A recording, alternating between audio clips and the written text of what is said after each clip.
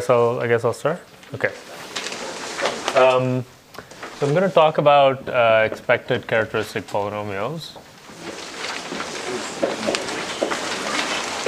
and let's begin by recalling what happened in the previous talk. In the previous talk, Jan showed that every graph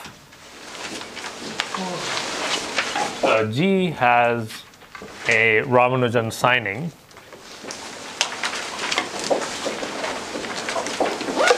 And what that means is the adjacency matrix, there's a way to put signs so that the norm of the signed matrix is at most this number 2 square root d minus 1. And there were two ingredients that went into this proof. So one was something I'm going to call theorem A, which was a certain real rootedness statement about a large class of polynomials, which ended up including matching polynomials and various conditionings of them in this interlacing argument. So theorem A was that if R1 through Rm are independent random vectors,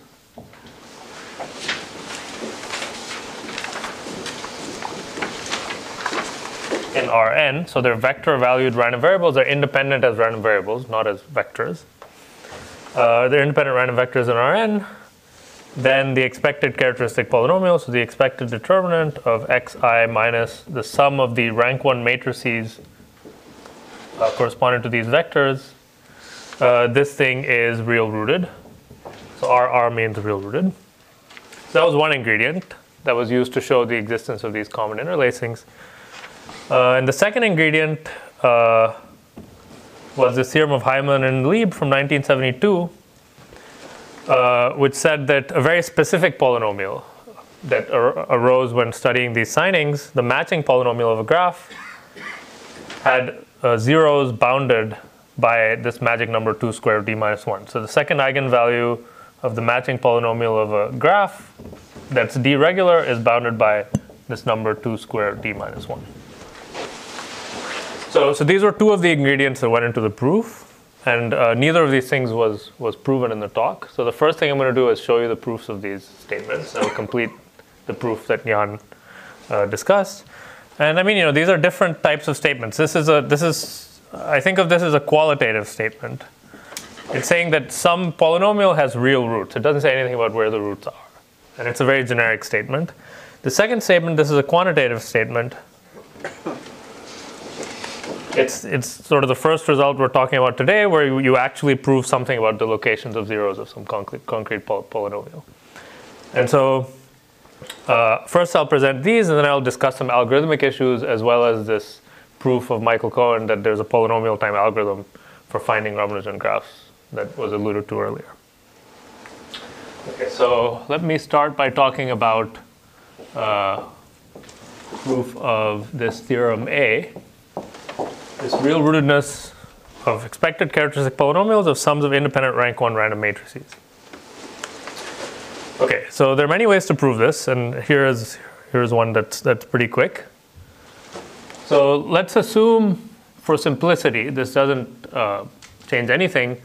Assume that the random vectors Ri each only take one of two values. So let's say this is Ri plus with probability some number pi plus, and Ri minus with probability pi minus.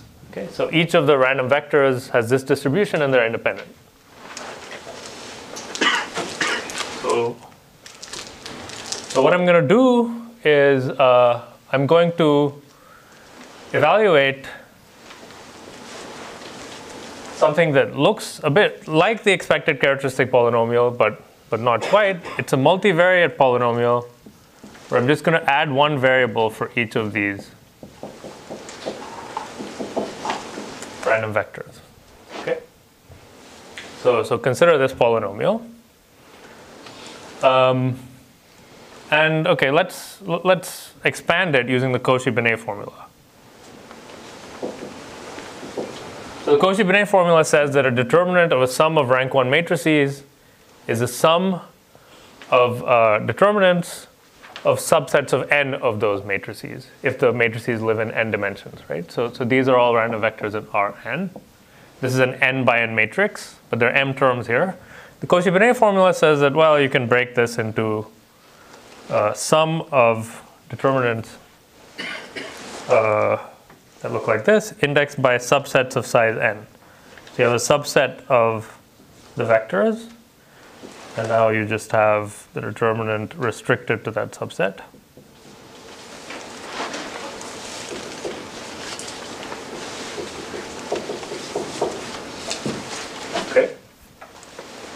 Okay, and now let's look at this for a moment. This is an n by n matrix. It's a sum of n rank 1 matrices.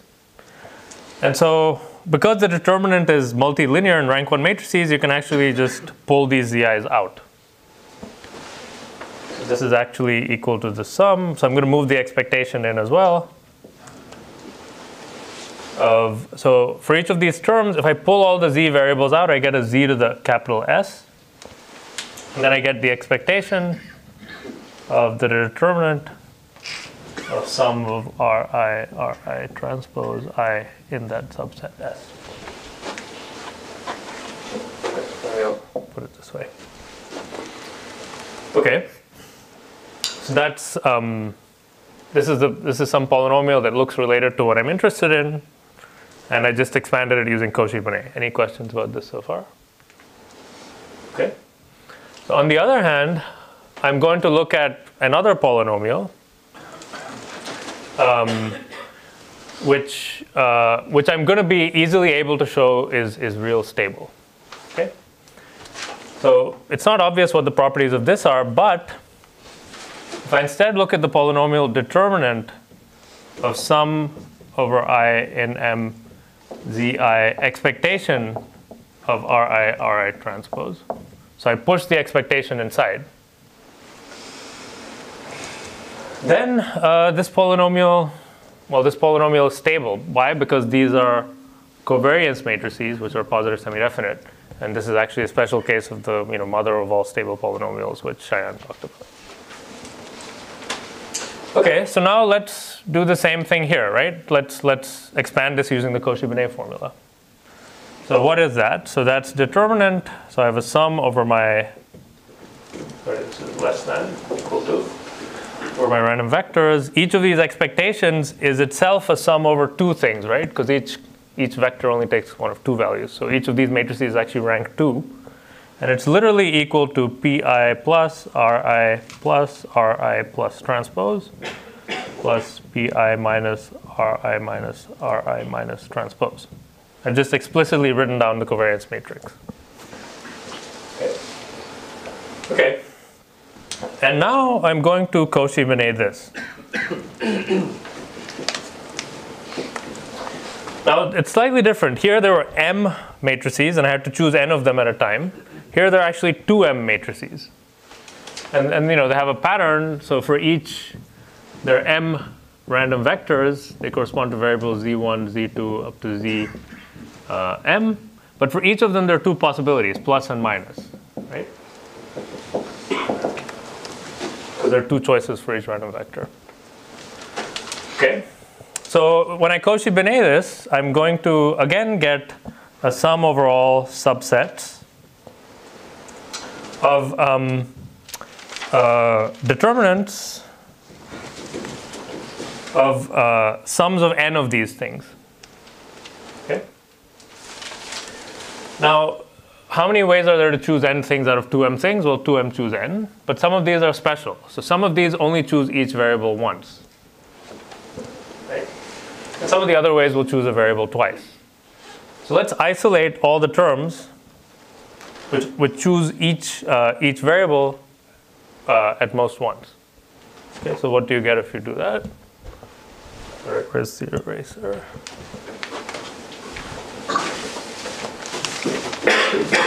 Well, so you'll get z to the s. And what will you get it? So now you've chosen some subset of these things s. What will you get in front of z to the s? Well, you'll have one choice for each of these vectors, right? So you'll actually get summation over all, let's say these are sines in minus 1, 1 to the minus plus to the s. Okay, so for each of these variables, you choose either plus or minus. And then you get the determinant of summation ei superscript s, ris, ris transpose.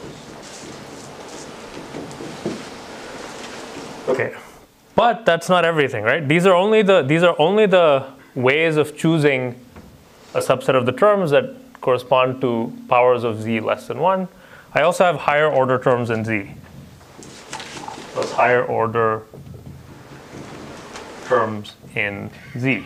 You know, you could have a zi squared, right? I'm just going to clump all that together in this higher order terms. Okay, any objection so far?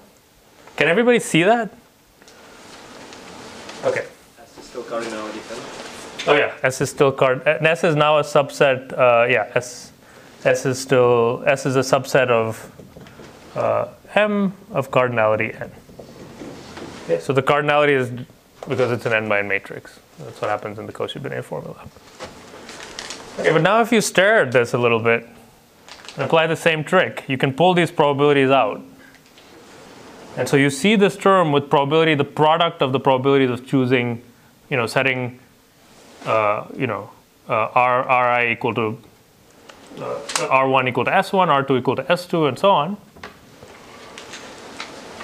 This whole sum, I mean, if you pull these probabilities out and use the fact that the random vectors are independent, this is actually literally just the expectation of determinant of some I in S, Ri transpose, plus higher order terms. Okay. So by saying that higher degree of z, you mean that some zi was squared? Some zi was squared. Yeah, yeah. So terms containing a zi squared for some squared.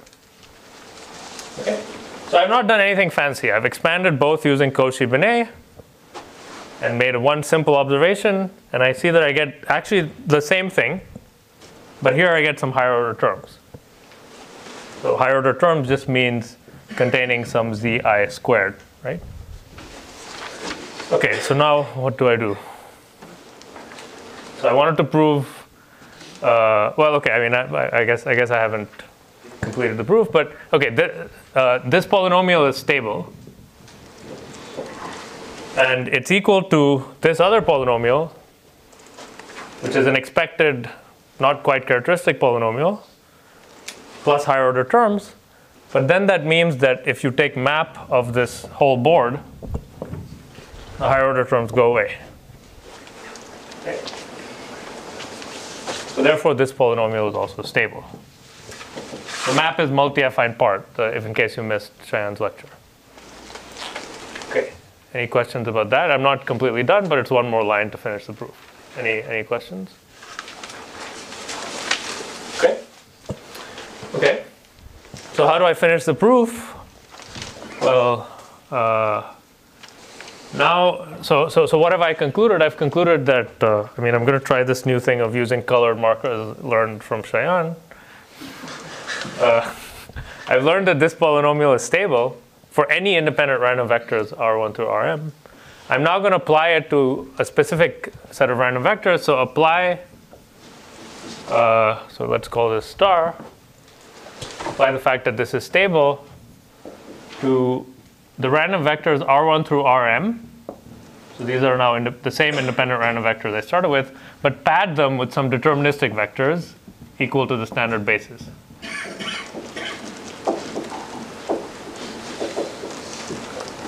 Okay, what does that mean? It means that the expected determinant of summation zi ri transpose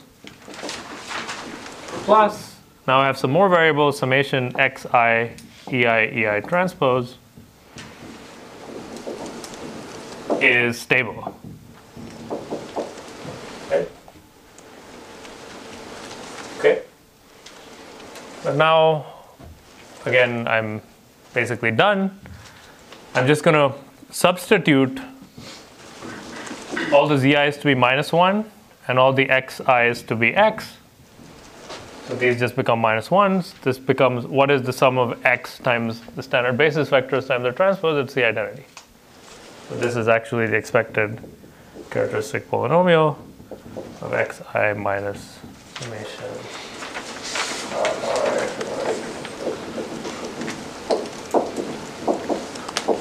Okay. So that's the whole proof. I mean, there are numerous ways to prove this, but I think this is the quickest one. And since we already introduced map, which is the same thing we used to prove real rootedness of the matching polynomial, I thought I'd just use the same thing to prove this. So this is a very useful operator. There are a lot of... Okay. So that completes the proof of theorem A. I want to make some remarks about this proof and the statement.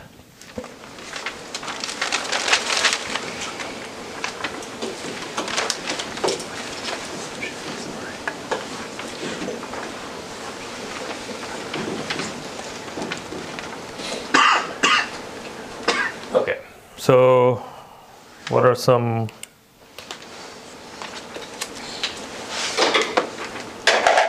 remarks? Wow. I don't know how this happened. Okay. So one is you see from this proof, so from this proof, that actually this polynomial, while it appears to depend on the entire distribution of the random vectors Ri, only depends on the covariance matrices. Only depends on the expectations of Ri transpose.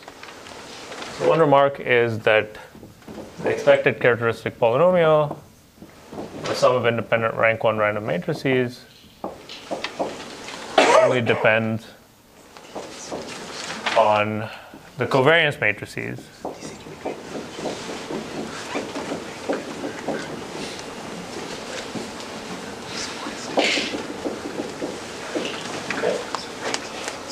And what that means is I can actually just define this to be a function of the covariance matrices. So this is going to come up again in the next lecture. It's sort of a useful class of polynomials. So I can define for positive semi-definite matrices A1 through AM. I can define mu of A1 through AM to be the expected characteristic polynomial of a summation of independent rank 1 random matrices where these random vectors are drawn from a distribution which has covariance matrix AI. That's what this means. Okay, that's not a standard notation. And this is called a mixed characteristic polynomial.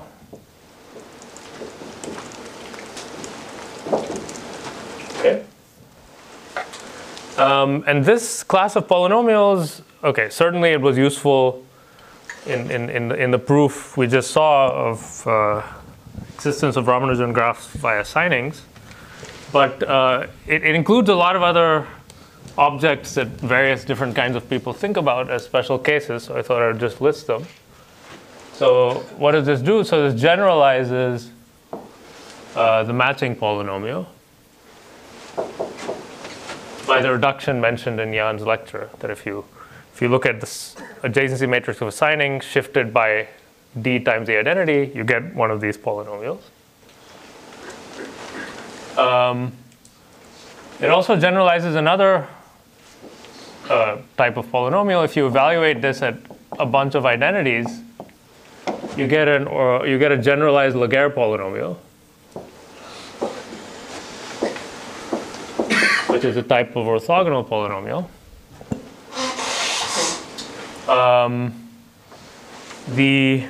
So this is a polynomial in X, right? So okay, I'm using chi to mean characteristic polynomial in X. What's that letter that looks like 4? This? No, the one that looks like 4. Which one looks like 4? Oh, this. Yeah. Oh, it's supposed to be mu. Ah, okay. Is that better? Or? Yeah. Okay.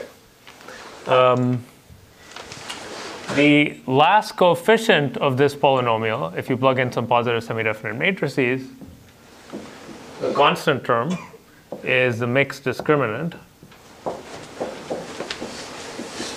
which appears when you're studying mixed volumes of ellipsoids.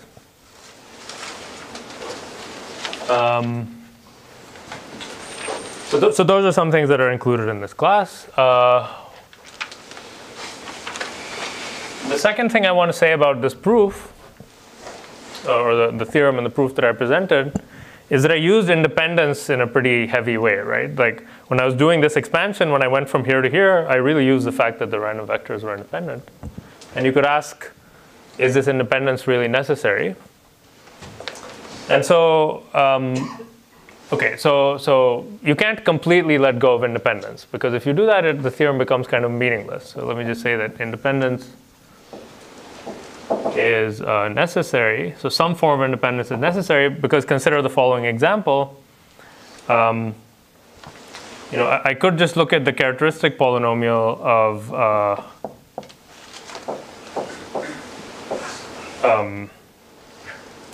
I could look at the following two characteristic polynomials. They're the characteristic polynomials of identity and minus the identity. Right? So you can either view this as these are rank 1 matrices, but their distributions are correlated. So the joint distribution just chooses both of them. Or you can view this as a high rank matrix. So maybe independence slash rank 1 property is necessary. Because if you look at this example, well, these are each real rooted, but if you look at their average, what do you get? Well, you get x minus 1 squared plus x plus 1 squared times half, which is x squared plus 1, which is not real rooted. Okay? So you need some assumption like this. And these assumptions really make sense together. That you have independent rank 1 random matrices. If you lose one, you lose the meaning of the other one. However, I should mention that there's a result of Anari and Cheyenne from, 2014, which says that you can relax independence to negative dependence.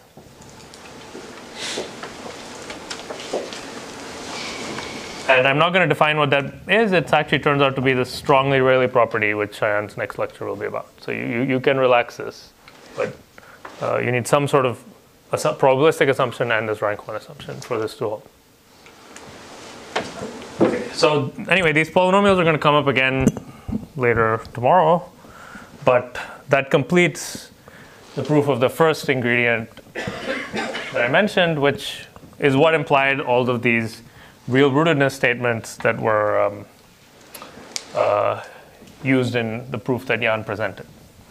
Okay, so any questions about that? Good.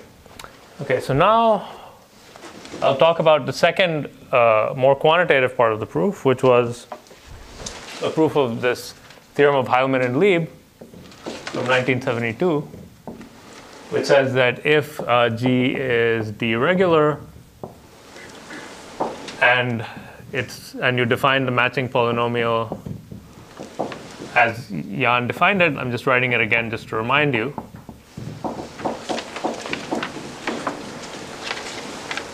This is the number of matchings of size k. Then this polynomial has roots that are bounded by this number 2 squared d minus 1, which was the optimal bound for this question of, how small can you make the second eigenvalue, the sequence of the graph. Okay, so this is it's a really old theorem. They were interested in statistical physics. They were interested in the locations of the zeros because this polynomial, after some change of variables, is a partition function of some statistical physics model. And the locations of the zeros say something about phase transitions in this model, which I believe we'll also hear more about in the boot camp. But that's the statement of the theorem. This is the bound that eventually gave you this Ramanujan bound for the graph. So now I'm going to explain a proof of a theorem which implies this. Okay? So I'm not going to tell you Hyman and Liebe's original proof. I'm going to tell you a proof of a theorem of Godsill which implies this. which is sort of really illuminating and explains what this number is. So I mean, the first time I saw this, and when a lot of people say this, like, what is this 2 square root d minus 1? Like, who cares about this? Like, what does it mean? But this proof will sort of explain what it means. Okay, so what's the theorem of Godsell? So to state the theorem of Godsell, I need one more definition. So the definition is for a vertex R contained in a graph, let T sub G of R be the self-avoiding walk tree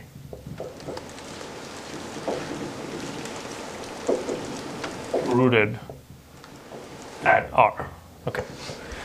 So rather than write down some mathematical definition, I'll show you a picture which will make it clear what the definition is.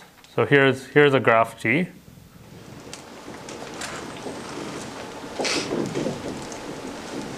And I've labeled the vertices 1, 2, 3, 4. So that's G. And now let's say I want to find a self-avoiding walk tree rooted at the vertex 1. So that's this vertex here. Okay, so the root, it's a tree. It's a finite tree. The root is just 1. The vertices of the tree are indexed by self-avoiding walks in the graph. A self-avoiding walk is just a walk that doesn't use any vertex more than once. So I'm going to have 1, and then I'm going to have 1, 2. And 2 vertices in the self-avoiding walk tree are adjacent if one self-avoiding walk extends the other one. So 1, 2 is a self-avoiding walk. 1, 2, 3 is a self-avoiding walk. But then when I do 1, 2, 3, there's nothing else I can do. There's no 1, 2, 3, 1. Okay, another option is I can do 1, 3. And then, okay, maybe I shouldn't. 1, 3, and then maybe 1, 3, 2. And then there's 1, 4. So that's what a self-avoiding walk tree is. For every graph and for every vertex in the graph, you get a finite tree, which could be exponentially large, but it's a finite tree. Okay, and what I'm going to be interested in is counting closed walks in this tree. Okay, so I'm going to define W sub G of R superscript L to be the number of closed walks of length L. So closed just means it begins and ends at the same vertex, and that vertex is R. So rooted at R. Okay. Length just means the number of vertices, which is the same as the number of edges because it's a cycle. Okay. So I'm going to be interested in, so this is the new notation. There's a self-avoiding walk tree. Inside each self-avoiding walk tree, there's a count of these walks, which are not self-avoiding walks. They're just any closed walks. Okay, so this includes things like, it includes, let's say, this walk. So I walk, I just walk down here and come back up. But it also includes walks like, I go here, I come back, I go here, I come back, then I go here and I come back. Okay. Those are all legitimate closed walks rooted at R of different lengths. This has length 4, because 1, 2, 3, 4, and this has length something, I don't know. Okay. So what Godsell proved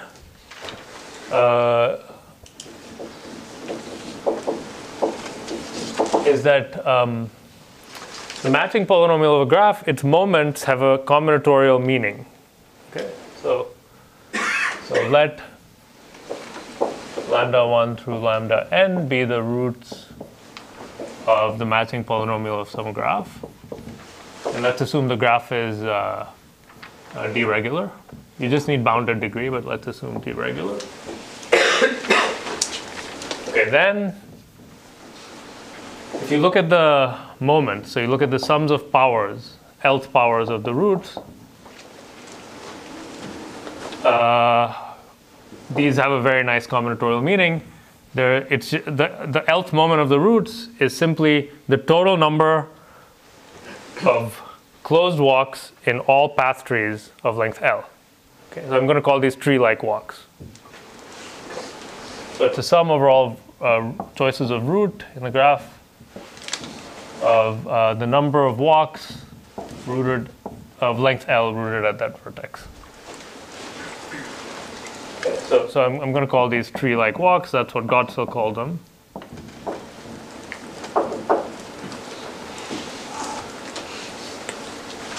Okay. Any questions about the statement? In the normalization, if R is odd, this is 0. This must be 0. Yeah, no, it's 0. If L is odd, this is 0. So the matching polynomial has roots that are symmetric about 0.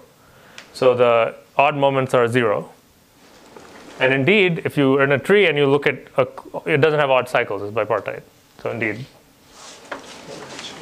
Any other questions? Yes. So if a walk in this this tree induces some walk in the graph, right? And is the reason for this tree-like name that walk never goes around a cycle in the graph? I mean, this introduces a subclass of walks in the graph. It's not every walk in the graph is a tree-like walk. No, but a fixed if I take a walk in the tree, yeah, then it induces a particular walk in the graph. Yeah. And that walk will be cycle-free, right? Well, no, I mean, it depends on how you define cycle, because you're allowed to zigzag here, right? Yeah. So you don't zigzag in the graph. No, you can zigzag in the graph also. So, I mean, there is a way to define it intrinsically in the graph. It's just sort of annoying. You have to define irreducible cycles and whatnot. But this is some subclass of walks in the graph. I mean, maybe some people prefer the graph, the straight up definition from the graph. I've always just found it easier to think about it. But yeah. Okay. So so why do we care about this, and what does it have to do with the Hyman and Liebe theorem? Well, there's an exercise which you will do later, which says that the number of tree-like walks rooted at any vertex of length L, this grows as 2 square root d minus 1 plus little o of 1 to the L. This is just a statement about the infinite tree. I mean, one way to, if you want, you could sandwich the infinite tree in here. You could sandwich this by the number of walks of length L from a root of length in an infinite tree. Right? So this is a finite tree. The number of closed walks in the finite tree is at most whatever it is if you made it an infinite tree. And then this is just some combinatorial exercise which you will do, and you'll get this back. Okay? So the asymptotic growth rate of these type of walks is 2 square root d minus 1 to the L. Okay, and so what's the upshot? Well, the upshot is if you let L go to infinity in this inequality, well, what does it mean? Well, this grows as maybe n times 2 root d minus 1 to the L. And that has to the largest root cannot grow any faster than 2 square root d minus 1 to the L. Right? So you have lambda 1 of the matching polynomial is at most, n times this 2 root d minus 1 plus the low of 1 to the L. And you take Lth roots. If you take L to be huge, this implies lambda 1 is at most is 2 square root d minus 1. So that's where this number comes from. It comes from counting walks in an infinite de-Riary tree. Okay, so let me prove this result. Any questions? So that little o is with respect to L. Yeah. Okay, so let's prove this.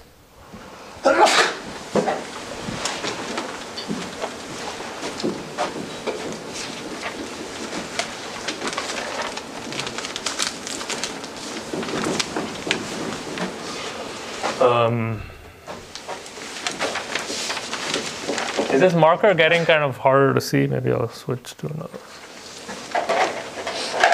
So what's the proof? Okay, so I want to relate this thing on the left-hand side, which is some analytic-looking quantity related to moments of the roots of the polynomial, to this combinatorial quantity on the right-hand side.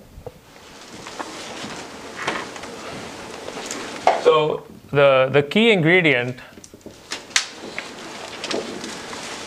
in the proof, which I'm going to use, is some very simple recurrences satisfied by the matching polynomial that follow almost immediately from the definition. So the key ingredient is some recurrences.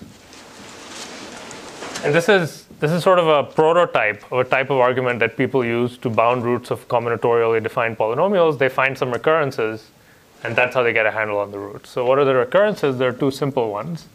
So one is if you take the matching polynomial of a graph and differentiate it, you just get the sum of matching polynomials of the vertex deleted graphs over all choices of the deleted vertex. Okay. These are both exercises. They're kind of trivial. They might even be too easy, but anyway. And the second is a vertex deletion recurrence. It says that the matching polynomial of a graph, so for any vertex r in the graph, you can write the matching polynomial as x times the matching polynomial with that vertex deleted plus, minus the sum over all neighbors of the vertex matching polynomial with both the vertices deleted. Okay, these are easy to prove. Here you basically ask, well, which terms correspond to matchings containing R and which correspond to matchings containing R and which correspond to matchings that don't contain R, and you get this. Okay. This is what we're going to use to get a handle on the roots and to prove that identity.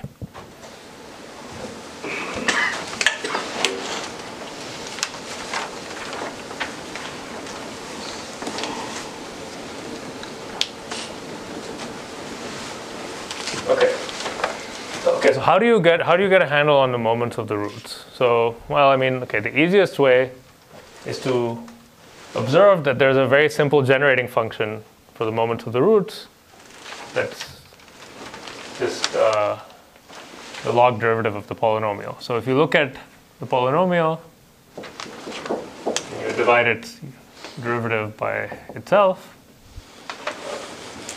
I mean, this has come up a bunch of times already, and I mean, I guess if you've worked in this area, you know that this is the first thing you should look at.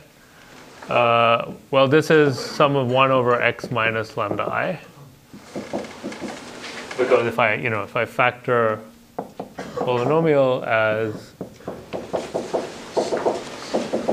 this way, then this is immediate. And now I can pull a 1 over x out. So let me just do that here. 1 over x, 1 minus. Okay. And now I can expand this as a power series.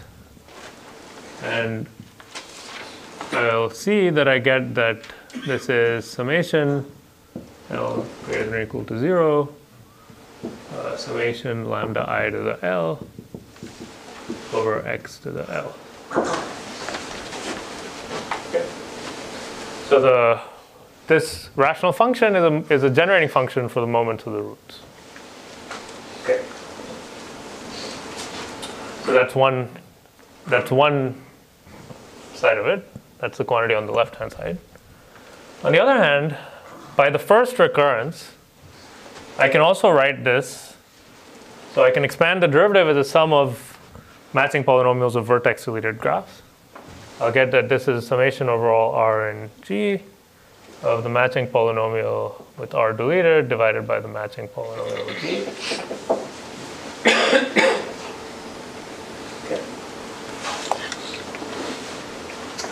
And so now, looking at this picture, I wanted to show that these coefficients are, counting tree-like walks rooted at all the possible vertices in the graph. Well, it would be sufficient to show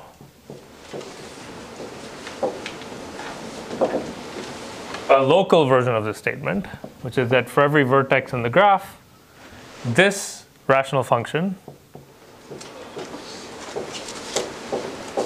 so the rational function you get by dividing the vertex deleted matching polynomial by the matching polynomial itself counts tree-like walks, but only rooted at the vertex R.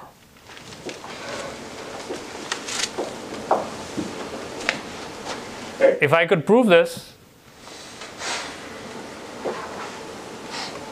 then I could just add this up over all vertices, and I would get that it's equal to that, and that's what's written over here, right? That the moment is the sum over all vertices of the number of tree-like walks.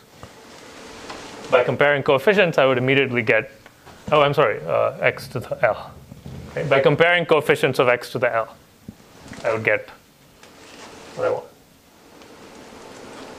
Okay, any questions so far? I mean, now I'm just going to prove this. Okay.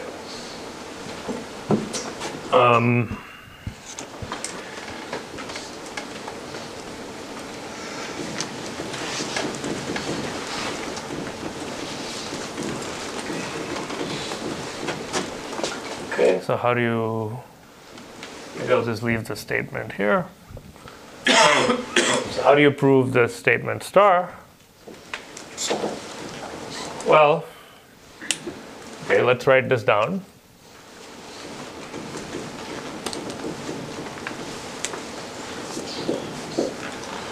And let's apply the second recurrence. So here we applied the first recurrence. We have another recurrence too, right?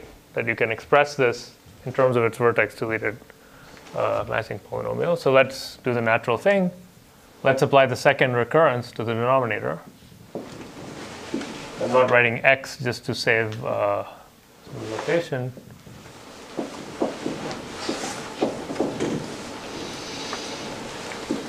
So this means v a neighbor of R.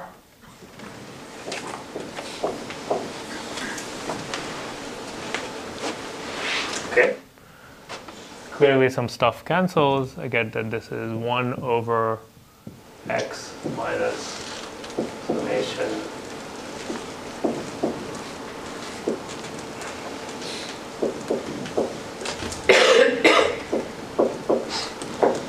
okay.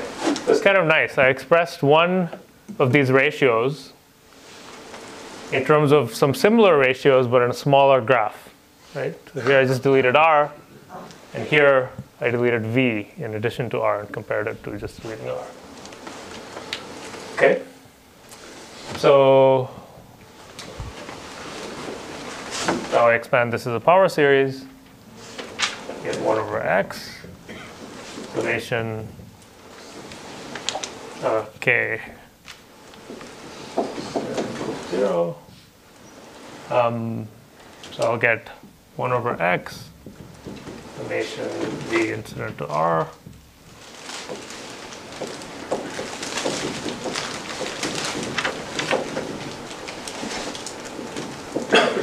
So in the background here, you should be forming a picture that there's a vertex here, R, and it has some neighbors, these V's, and I'm expressing these ratios of interest, which apparently are going to be counting these tree-like walks in terms of similar ratios, but now one step down in the tree. Okay, so now what do I do? Well, now I use induction, right? This is a graph with one less vertex. By induction, assuming the formula holds for smaller graphs, I get that this is 1 over x, summation k greater than or equal to 0. Okay, and bear with me. This is the ugliest display of this proof, and I know that it has a sort of it might freak you out, but every piece of it has sort of a nice meaning. So you have the 1 over x, and now I apply the induction hypothesis here.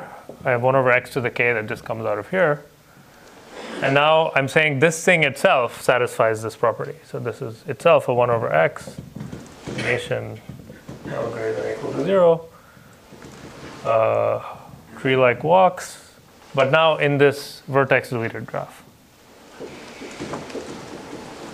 Oh, I'm sorry, there should be a summation over the vertices.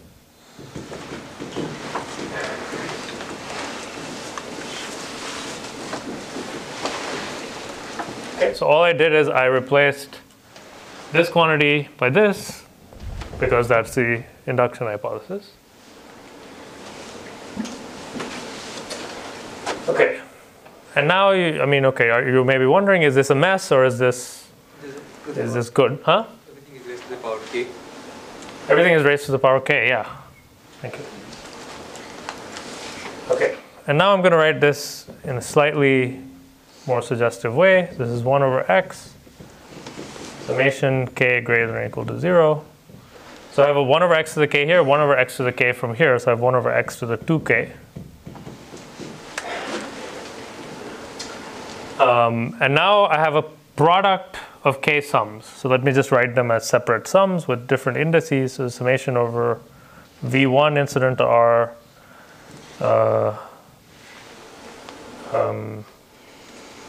the walk generating function rooted at v1 with length L1.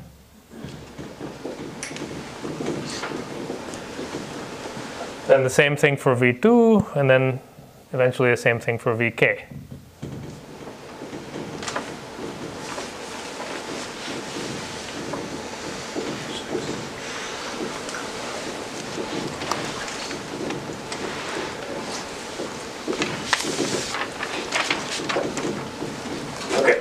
So I have not done anything. I just said this is a power. Let me introduce k variables and write it as a k-wise product. Okay.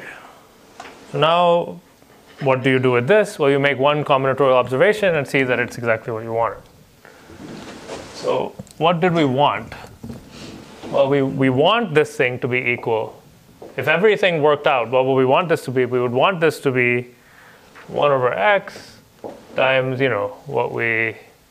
what's written over there, just the sum over tree-like walks rooted at my original root r.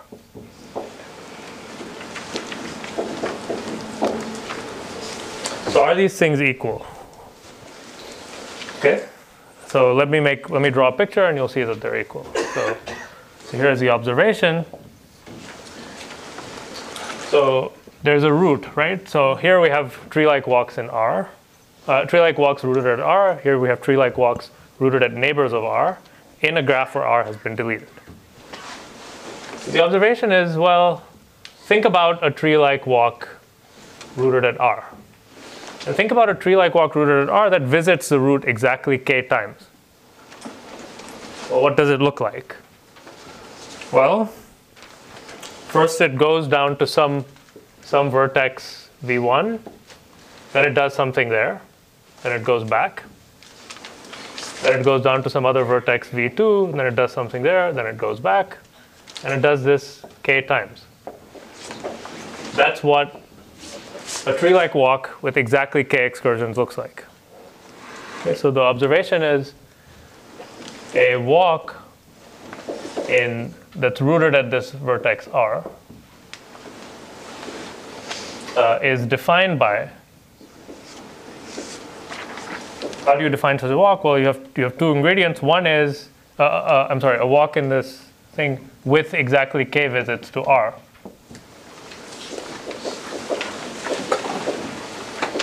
Is defined by a sequence of k neighbors v1 through vk of R. So that's these first vertices you see after the excursion. And then what do you do inside this excursion? You take a tree-like walk, starting at v, but with one constraint: you can't visit R again. Right? So tree-like walks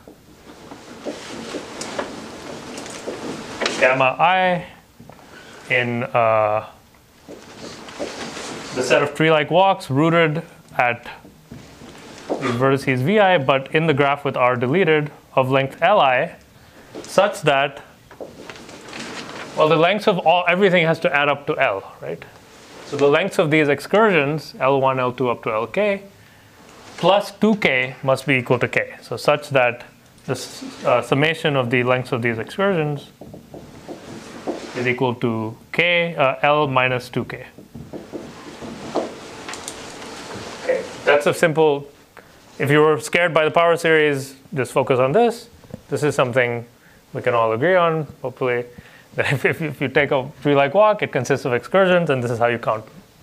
But now if you compare the powers of x to the L here and here, that's exactly what's going on, right? So this k visits, this corresponds to this k in the sum. So let's say you fix k. Well, it consists of a sequence of v1 through vk. Choice of k vertices, that's going on right here. And you're multiplying them together. So that means you're multiplying all the different possibilities. And inside each one, you're taking a local walk in the vertex deleted graph. So that's, I don't know what notation to use for this, but okay, this corresponds to this thing here. And indeed, if you look at the coefficient of x to the L, you're going to have sum of Li's plus 2k equals L. So indeed, you get exactly the right thing. So it's not, I mean, you have to be careful, but it's not, I mean, for such a, I don't know, for I think such a beautiful result, it's quite it's a relatively simple proof. Okay, you have to do the base case. I didn't do the base case. The base case is easy. But I mean, the point of showing you this was that this is a type of argument that comes up a lot in this area. You have some combinatorial polynomial. You have a recurrence. You use it to expand this rational function often in some way, and you do some combinatorics, and you can get some bounds on moments and things like that. Okay, so any questions about this proof? Yes? Is there a bijective version of it? Is there bijective what? Bijective version of it. Biject walks with matchings in some way. Well, okay, so I erased the statement, but I'm not bijecting walks with matchings, right? I'm showing that the walks, if you're counting walks, is the same as computing powers of roots, which are not combinatorial quantities. That's what's so remarkable about this. Like, you go in MATLAB, you write down these polynomials, you compute the roots, you add up their squares, you get an integer. That's not something that happens generically, right? So the power sums are related to the coefficients through Newton's identity. Yeah. Is there any meaning in that? I mean, this is how you prove Newton's identities too, essentially. You examine this function, and you could prove it. You could try to prove it using Newton's identities, but it's a lot uglier. You could. But anyway, in my opinion, this is the easiest way to prove Newton's identities. You take a polynomial, you look at p prime by p, you expand it in power series, and then you expand it in coefficients, and you compare the coefficients. So. Okay. That's what I want to say about Godsel's proof. Now, what does this have to do with algorithms? So I mentioned algorithms, and let's say a little bit about algorithms. Any more questions about this? Yeah. Is there any simpler reason that these power sums are integers? I don't think so. I mean, usually the simplest reason why something's an integer is it's counting something, right? I mean, as far as I know, I don't know, unless somebody else has a... Is it a trace of matrix power? You find a matrix? Are these moments traces of matrix powers? Yes. So you can use this technology to prove that, I mean, well, I don't know. We sort of are proving that, right? If you can make a matrix out of these trees, and then the trace of the power will count. Well, actually, it's not the trace. It's rooted walks. So is it a trace of a matrix power? I don't know anything. I actually don't know what a natural. Does anybody else? Okay. So anyway, that's where this 2 square root d minus 1 comes from. It's counting the growth rate of walks in a tree. Okay, so what's so maybe before, so just say what's the summary? Maybe you can do a multivariate version of this, and that's what you're tracing. Yeah, so there is a multivariate version of this, which I think is done by Nick and Jonathan. I don't know. So what do you mean by trace of a power? I think in the multivariate version, you do partial of xi as opposed to derivative. That's right. And then that would be exactly the trace of the adjacency matrix of... Sure, yeah. I think what you're saying is if you do partial with respect, so there's a multivariate version of this. All of this works with multivariate. If instead of differentiating in x, you differentiate in one of the variables, then it's not the trace. That's what I'm saying. It's not, right? So if you make this self-avoiding walk tree, you don't literally compute its trace. You compute the number of walks rooted at the root. You don't add up the walks rooted at all the vertices. So it's not literally a trace. Is it a diagonal entry or the? It's a diagonal entry, yeah. Oh, yeah, right. Yeah, that's what I meant when I said it's not a trace. Okay, so what's the summary of what just happened in this and the last talk? Well, we showed that so if you're interested in finding signings of a deregular graph, well, we showed you're interested in finding signings with small largest eigenvalue. Well, we showed that for all signings as n goes to infinity, there has to be at least 2 square root d minus 1 minus little o 1. That's the Alon-Bopana bound. So you can't beat this. But then we showed there exists a signing using interlacing, which gets the largest root of the matching polynomial. And then we showed using this Godsill or Hyman and Liebe argument that this is at most 2 squared d minus 1. And now these, if you understand the proof of Alon-Bopana, which you will understand after you do the homework, then you see that these are both counting walks in the infinite tree. That's what 2 squared d minus 1 means. Okay. Okay, so about algorithms. So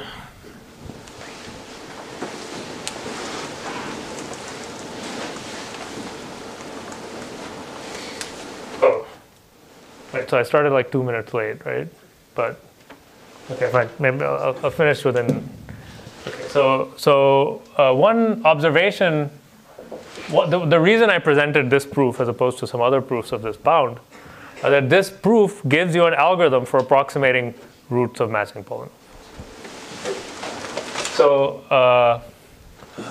the nth moment of the roots is equal to these walks, right?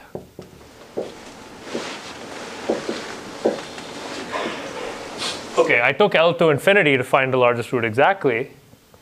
But if you take L equal to log n over epsilon, then let's call this quantity m sub L of lambda. Then you get that m sub L of lambda is within 1 plus or minus epsilon of the largest root. That's an easy exercise. Okay, if you compute a high enough moment, it's like the L infinity norm. But now the point is you can compute the right-hand side for L equal to log n over epsilon. Right? So now compute right-hand side by enumerating. There is 1 over L missing. Excuse me? Lth moment. Yeah, Lth moment. Log n over epsilonth moment. And L 1 over L. Oh, I'm sorry. Okay, I'm just defining this as a power sum. And L is missing from 1 plus minus epsilon lambda 1 to the L. Ah. Okay, yeah, let's do this. Thank you. So you can compute this by enumerating tree-like walks. And how much time does that take? Well, it's a bounded degree graph, so it takes time about n times d to the log n over epsilon, which is actually a polynomial for bounded degree. So all this suffering was to get polynomial instead of quasi-polynomial? The suffering was just to explain the 2 root d minus 1, yeah. But right, you can get. Oh yeah, quasi-polynomial, yeah. So you're right. So okay, if you're okay with putting an n to the log n, you don't have to do any of the suffering. There's a much simpler way to do it. Okay. I'm sorry. I mean, I hope it had some redeeming value in addition to the computation, because this is not that hard. I agree. But so this gives you a p-task for lambda 1.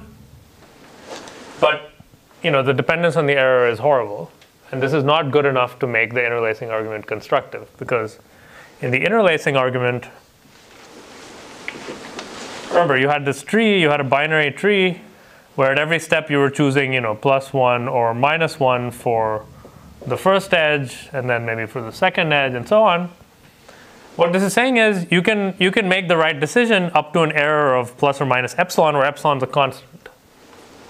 But that's horrible, right? Because if you do this for m steps, you're going to pick up an error of plus or minus m epsilon, the m edges.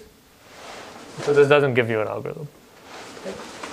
So let me finally just say what Michael Cohen did. So he did get an algorithm based on a different approach to this problem.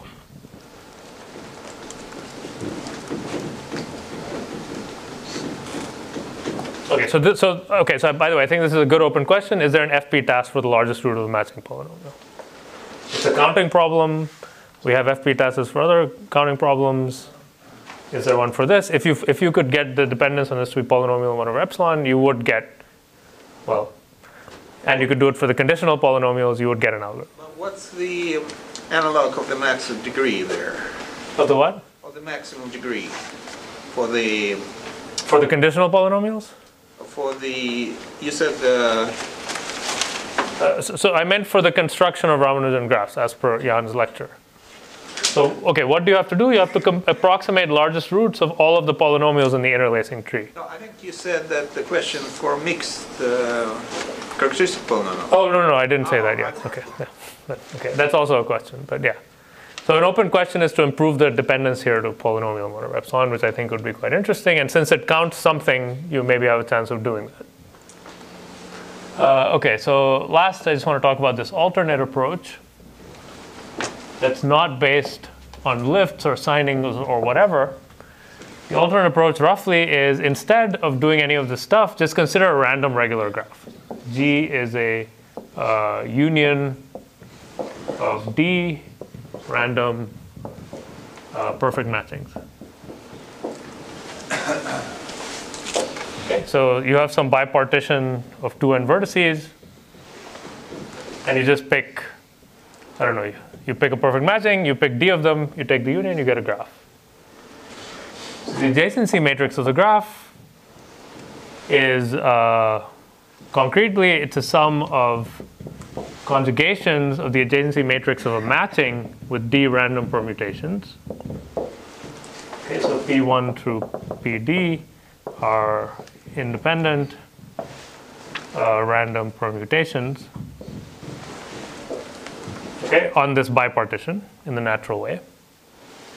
So then there's a theorem which we proved with Marcus and Spielman, which says that even in this setting, this is not a sum of independent rank 1 random matrices, it's something actually different.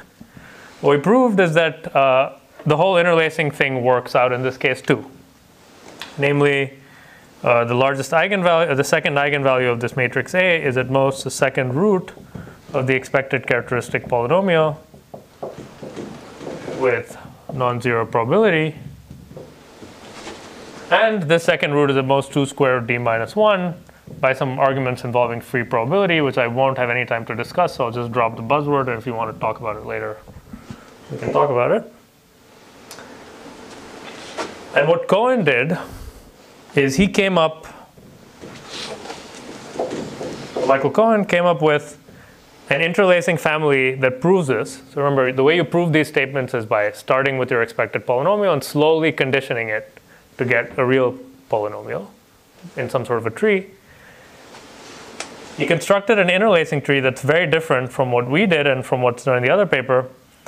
The decisions in the tree are, well, the root is the expected characteristic polynomial. At the first level, you choose the neighbor of the first vertex in the first matching.